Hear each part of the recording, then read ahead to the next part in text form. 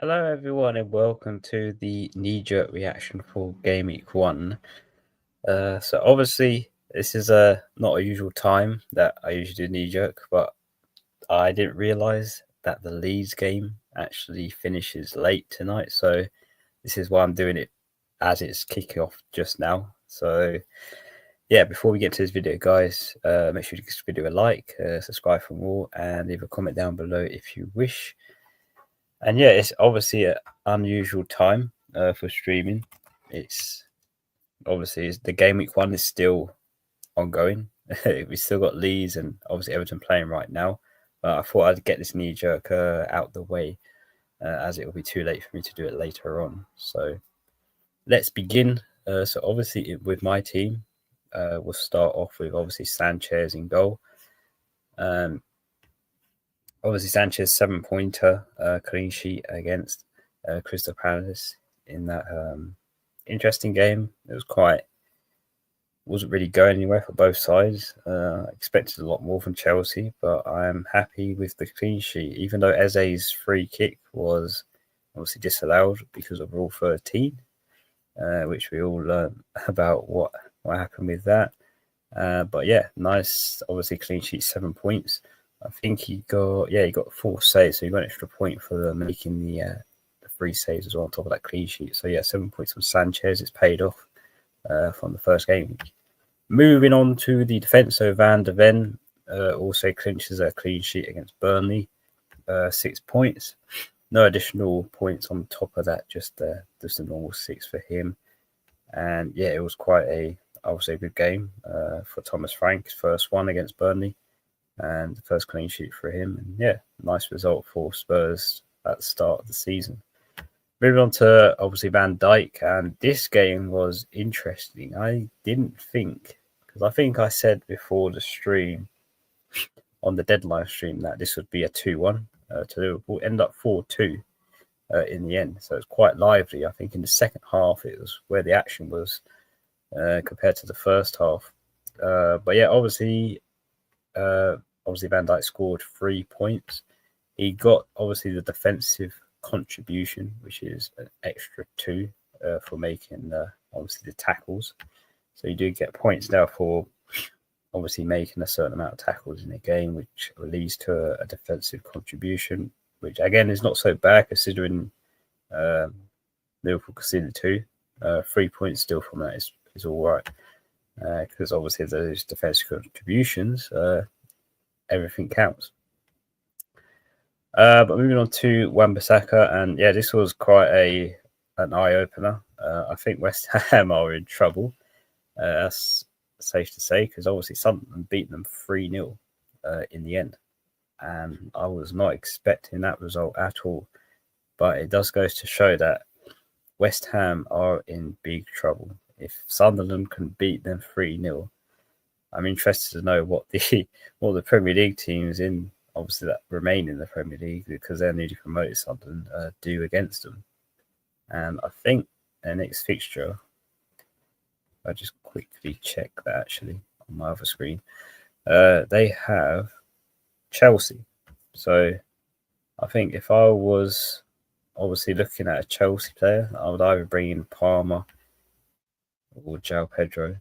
I know they were very exciting in that obviously Crystal Palace game, but the way West Ham were playing in that game against Sunderland, it does cause some worry. But obviously Wan-Bissaka got 1 point for the minutes he played.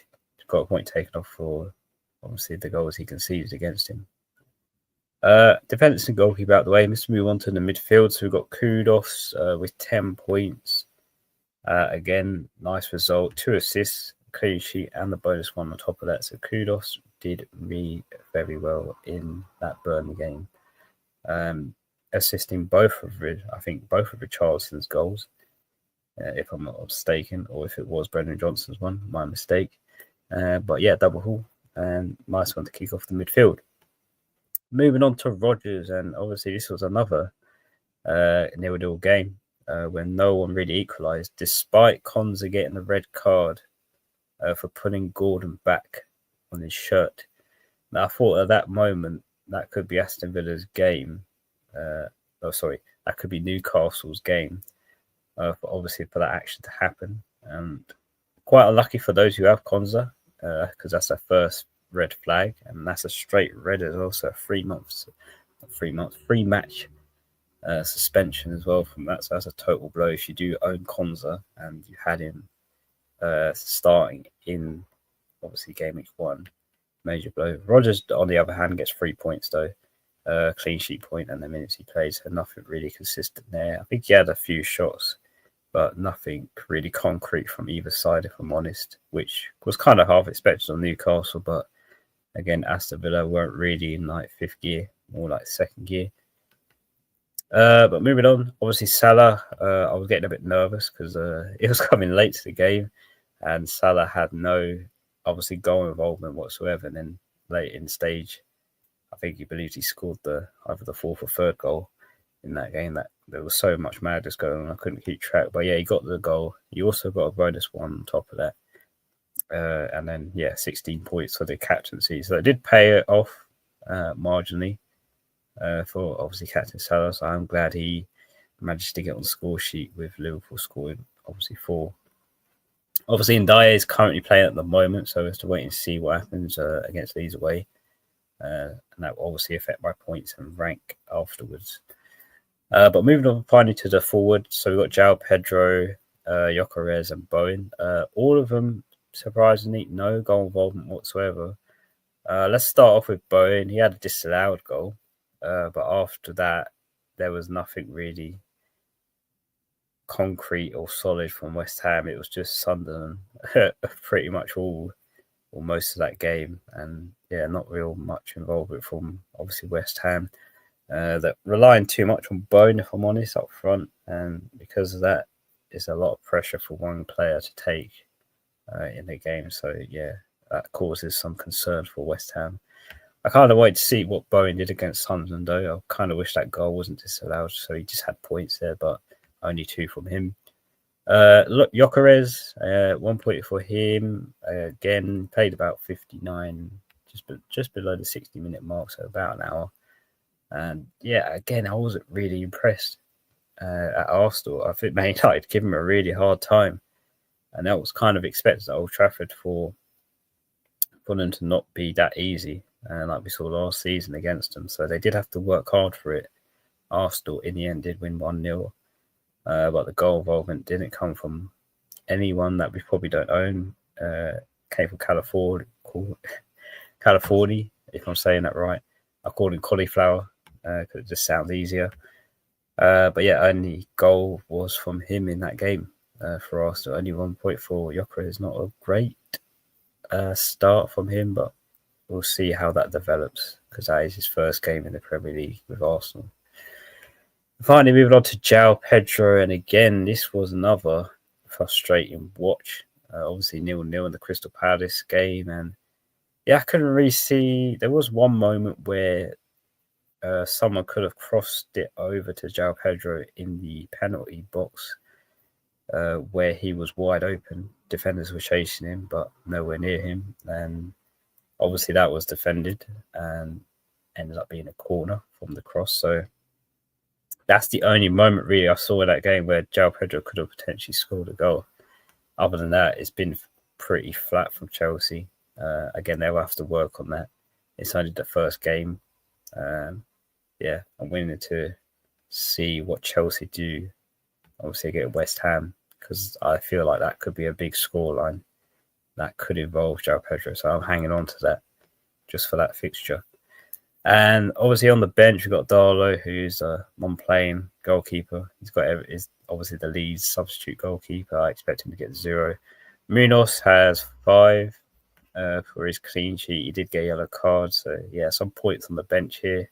Obviously, Gabriel kept a clean sheet. I should have kept Gabriel instead of switching him out for Van Dijk in the deadline stream. So I missed out on 3 points there. But no worries at all.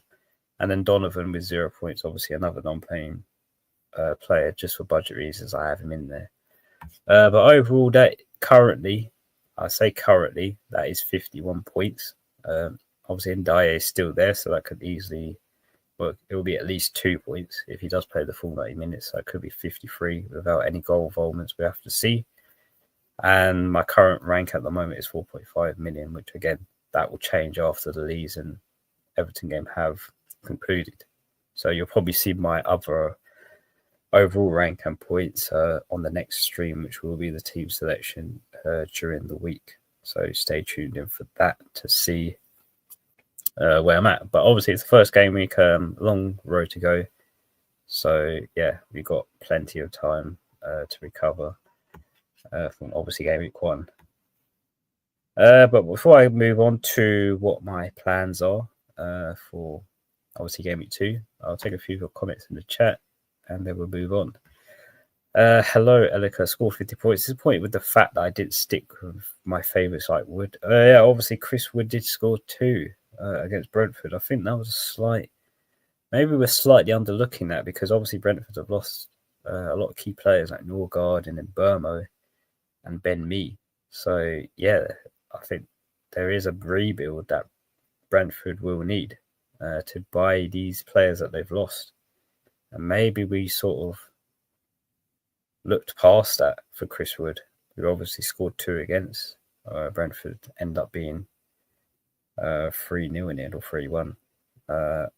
But yeah, it was a great, obviously, haul for Chris Wood and some good goals as well. I saw the replays on them, and yeah, it looked like the Nottingham Forest from last season. But we'll have to see. Obviously, Brentford did lose a lot of key players. We have to see how they cope with other teams. And Edika Salah is on forward watch for me. I mean, if we saw the Community Shield game, Salah wasn't really involved in that game either. So I feel like there's so much talent now in that team, not like there was before, but even more talent now.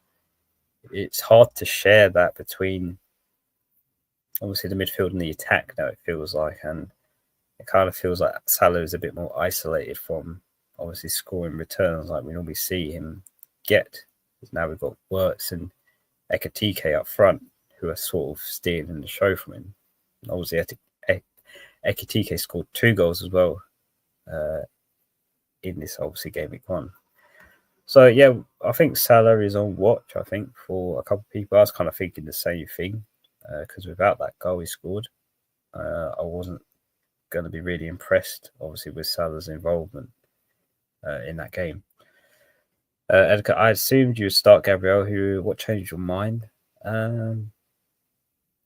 There was a slight mind change at the end of the deadline stream, thinking Liverpool at Anfield could keep a clean sheet against Bournemouth. That's what sort of swayed me into changing, obviously, Van Dijk for Gabriel. Because I figured Man United would possibly score against Arsenal. Because there was moments in there where they could have. They hit the post. That's where it came close to. But they weren't able to equalise on, obviously, a goal after going down 1-0 against Arsenal. So, yeah, I mean, I kind of missed out on, obviously, the Gabriel points there, which I'm gutted about. But, yeah, I did say that I shouldn't really swap out any players and just stick to what my gut is saying, and I should really listen to my gut feeling next time. Instead of trying to obviously sway the gut and try to sort of see how the match is going to pan out. But yeah, I would have started Gabriel, but something in my mind made me pick Van Dijk. But yeah, let's move on, obviously, guys, to what the team looks like for obviously game week 2, which is fast approaching. So England, we got Sanchez, who has West Ham away. I mean, if I'm honest with this fixture, I'm not too worried. For watching West Ham play, I'm honestly not that worried. I know Bowen had a disallowed goal from that game, but I mean, with the likes of Chelsea squad compared to West Ham's, again, I think Sanchez can get another clean sheet.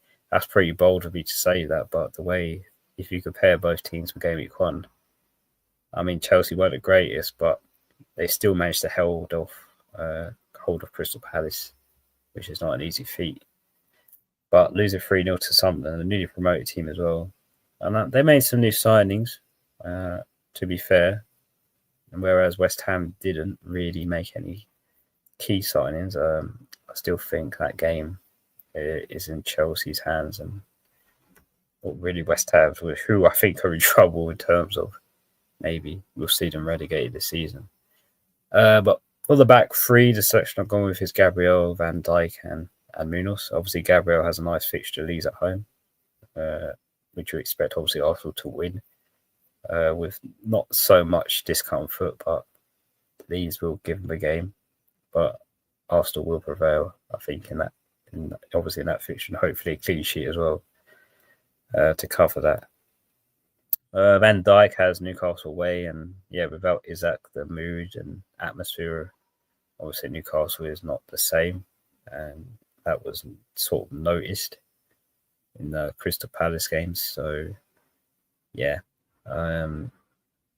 Liverpool away game. Still hoping for a clean sheet away, but we'll see. And then finally, we've got Munoz, who has Nottingham Forest at home. And it's a tricky one. After seeing Nottingham Forest do well against Brentford, I'm kind of interested to see how this match goes down. I know Munoz got a clean sheet. I want to see if he can get attack and return in this game. It's the sort of game he could possibly do, get an attack and return rather than a clean sheet, which I'm quite hoping he does get. I'd rather play him than obviously Wan-Bissaka and Van de Ven. He's got obviously Man City and Chelsea. I think that is obviously the better fixture to go with. But moving on to the midfield, we've got Kudus, Rodgers, Salah, and Ndiaye. Obviously, Kudus has the most challenging fixture against Man City away.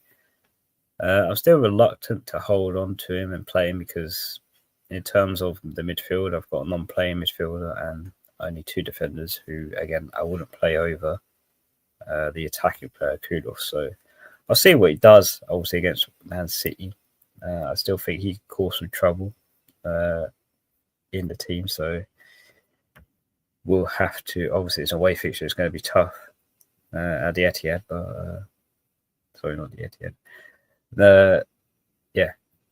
We'll see. Rodgers got Brentford away. Again, it could be a fixture to target because Brentford do look light on their feet without their key players in the squad. So, I think if you have Aston Villa assets like Rodgers and Ollie Watkins, unfortunately, you have Konza because he's banned. But with those two attackers, I think I prefer them for that fixture. Salah's Newcastle away. He's currently got the captaincy over him. If I'm honest, I'm not really looking at another captain in that in the team at the moment. I think I'm still going to stick to my guns with Salah and see what he can do against Newcastle away. Hopefully, there's a bit more involvement from him, more positivity of him obviously scoring instead of having like the one chance and one goal situation that we had in Gameweek 1. But hopefully there's more goal involvement from Salah in Gameweek 2, which we'll all like. Because obviously Haaland did score 2, which did outscore Salah. So Haaland's captainers did win first game week, which is quite worrying if you're a non-Haaland owner, especially me, because this gives me flashbacks from last season where Haaland dominated the first few couple of game weeks and Salah was just breaking even with him, just about to keep up. And then finally, you've got Ndiaye. He's got Brighton at home.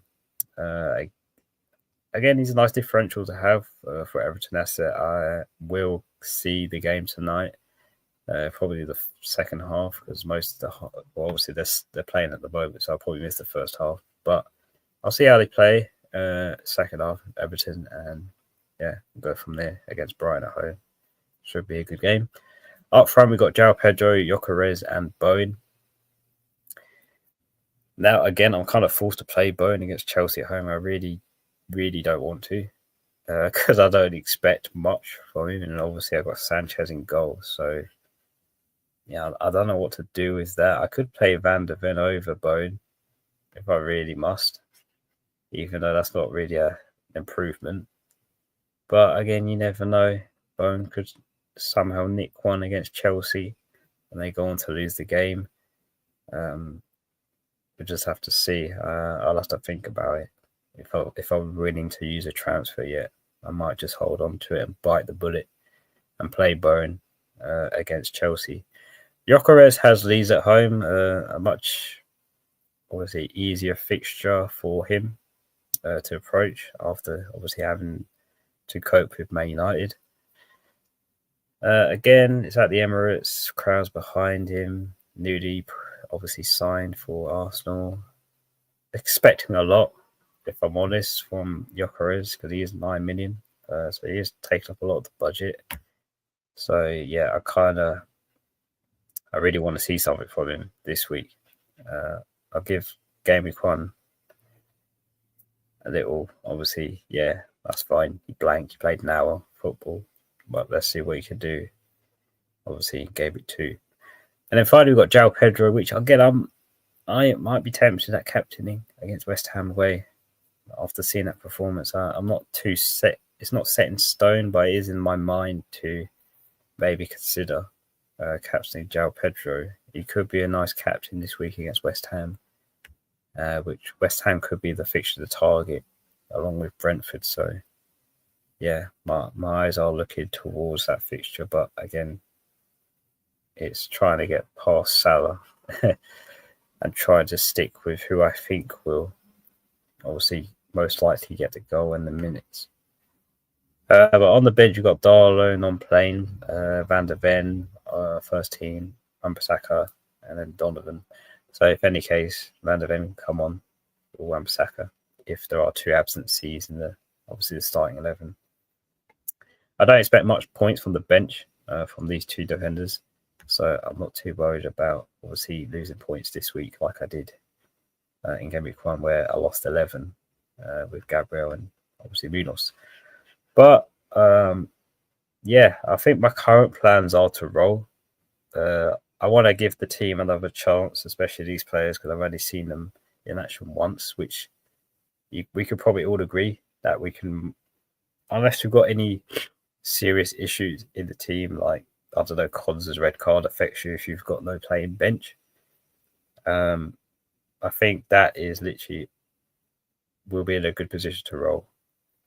Most of us, at least, because we want to give these players another chance who have blanked, and we don't really want to make any drastic situations or transfers from obviously seeing the likes of Woods, Richarlison, it's never ending list, Haaland, and Semenyo even. All these players scoring 2 goals, and you see in João Pedro, Gyökeres, and obviously Bowen, these players getting no goals at all. So keep the faith, I think, in the team, which is what I'm going to do, and possibly roll the transfer. You'll see in the deadline stream what my final, obviously, mind is. Are still a long way away because we've still got Game Week 1 currently underway. But yeah, I think for now, just roll the transfer and yeah, see how it pans out.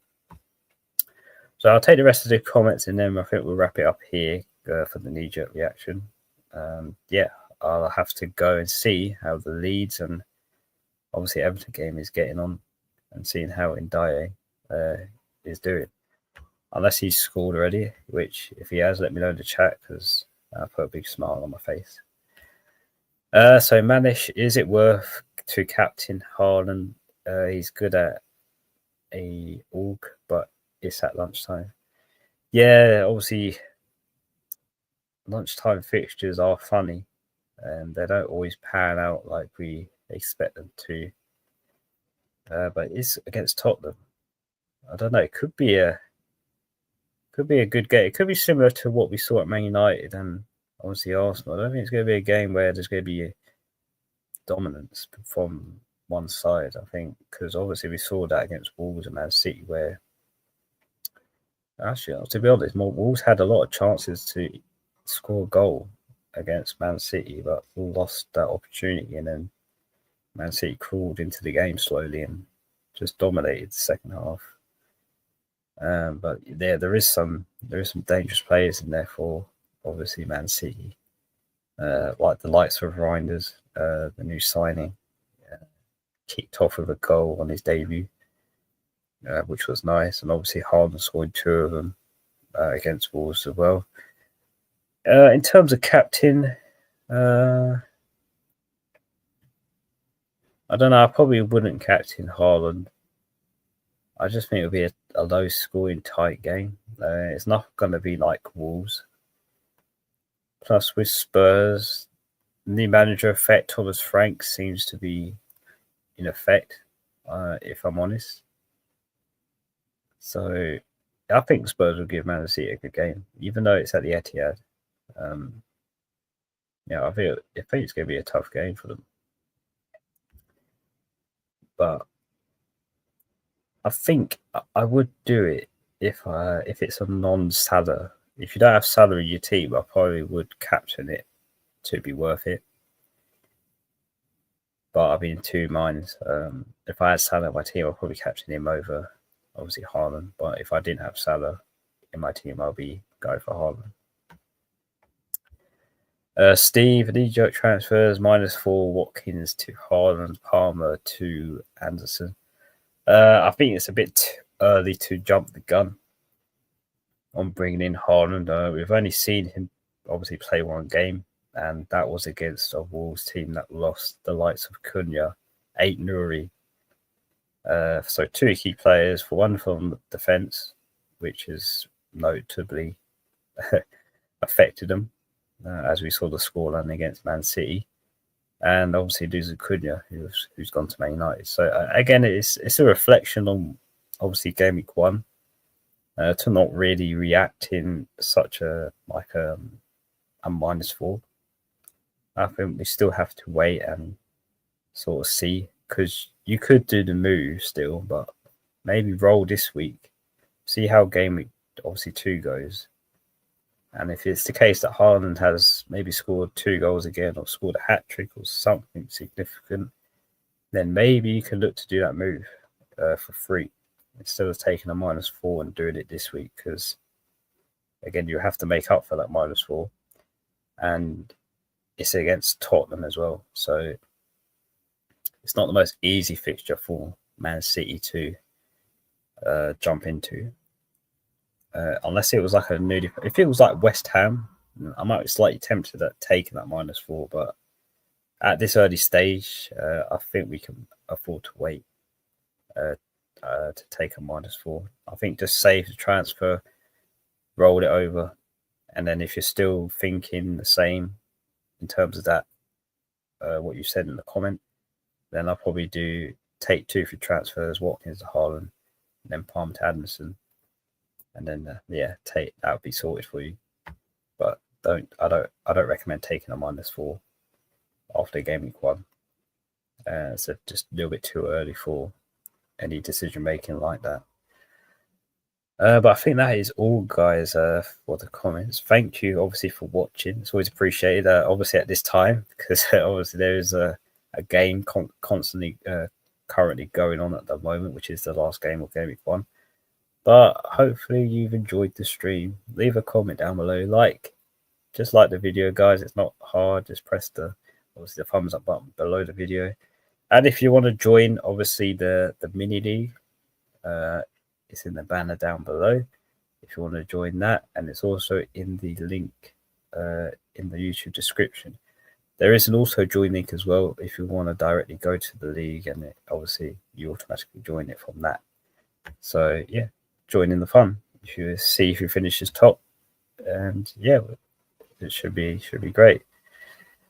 But I think that is all for now, guys. Obviously, thank you for watching. I'll have to you'll know when I schedule when the team selection will be. It will be sometime this week. But until then, obviously, take care. Enjoy the rest of game week 1. Hopefully, you're doing well so far. And yeah, I'll see you in the team selection video. Take care, guys, and see you later.